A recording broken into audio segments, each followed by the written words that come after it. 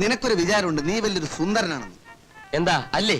പിന്നെ എടാ, പുരുഷന്റെ സൗന്ദര്യം എന്ന് പറയുന്നത് അവന്റെ പെരുമാറ്റത്തിലുള്ള ഡീസൻസിയാ. അങ്ങനെയുള്ളവരെ മാത്രമേ പെൺകുട്ടികൾ ഇഷ്ടപ്പെടൂ. നിനക്കതില്ല.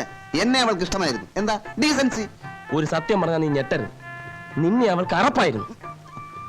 പിന്നെ രണ്ടുപേർക്കും പണ്ടേ നമ്മുടെ സ്വല്പം ചോരിക്കൊണ്ടല്ലോ. എന്ത് ചെയ്യാം, ഞാനൊരു സുന്ദരനായി പോയി. അവൾ വീണു വീണില്ല എന്ന പരുവത്തിയായിരുന്നു. രണ്ടുകൂടെ ചേർന്ന് നമുക്കിട്ട് പാര വെച്ചോളാം. എന്നെ അങ്ങ് വിട്ടേരെ. യഥാർത്ഥ പാര ഏത് ഭാഗത്തു നിന്നാണ് വന്നതെന്ന് എനിക്കറിയാം. മഹത്തായ ഒരു ലക്ഷ്യം നേടാൻ നമ്മൾ പരിശ്രമിച്ചു, നടന്നില്ല. പാര വന്നത് ഏത് ഭാഗത്ത് നിന്നാ കോരെ?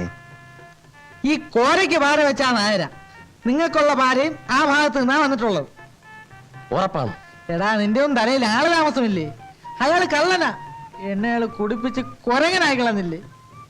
ഓഹോ, അങ്ങനെയാണെങ്കിൽ നമ്മൾ തീവ്രവാദികളാകേണ്ടി വരും.